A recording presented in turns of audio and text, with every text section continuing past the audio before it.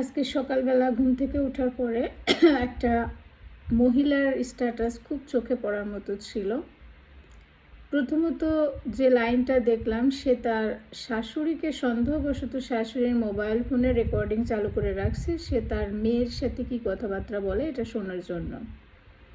তো সেখান থেকে সে উদ্ধার করছে তার শাশুড়ি তার মেয়ের সাথে প্ল্যান করছে বা তার মেয়েকে বলছে যে আমি মারা গেলে আমার যে সোনা গহনা আছে তুই এগুলা নিয়ে যাস, মানে আমি মরার পরে তুই সবার প্রথমে আসবি, এসে এগুলা সেভ করবি, তুই নিবি আমার যা যা আছে, বিশেষ করে সোনা গহনা যা আছে, আলমারির চাবি কোথায় বা কোনটা কোথায় বা গহনা আমি কোথায় রাখি তুই তো জানিস।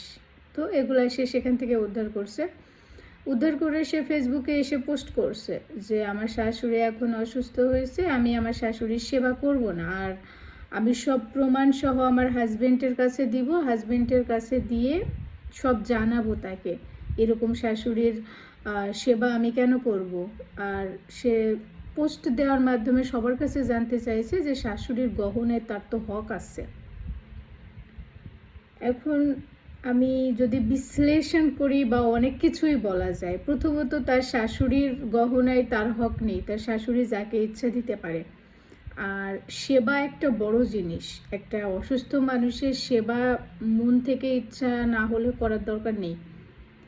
তোমার সেবা তো মানুষ করে সওয়াবের জন্য, ভালো কিছুর জন্য, টাকা পয়সার লোভে সেবা করার দরকার নেই।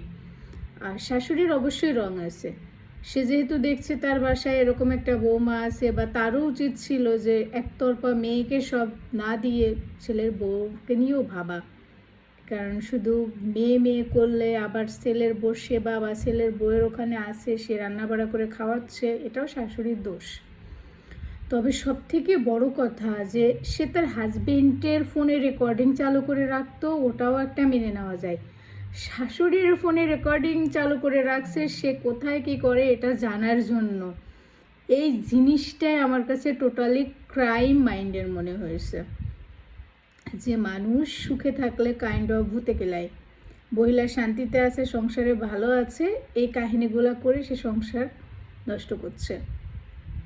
আবার সে যে ফেসবুকে পোস্ট দিছে, পোস্টের মধ্যে অনেক মহিলা এসে বলতেছে হ্যাঁ আপু আপনার অধিকার আছে, আপনার হক আছে, যে দিবে না আপনার সেবা করার দরকার নেই, কুপরামর্শগুলো দিচ্ছে। তো বর্তমান মানুষের এই হচ্ছে একটা প্রবলেম, বড় প্রবলেম।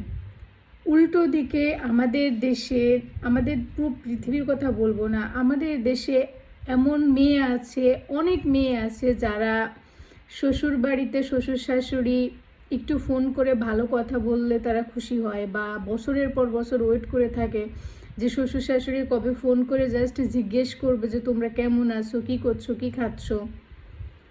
আবার একবেলা তাদের বাড়িতে দাওয়াত করে খাওয়াবে, সোনা দানা গয়না ধন সম্পদ টাকা পয়সা তো বাদ, উল্টে আরও তারা শ্বশুর শাশুড়িকে টাকা দেয়।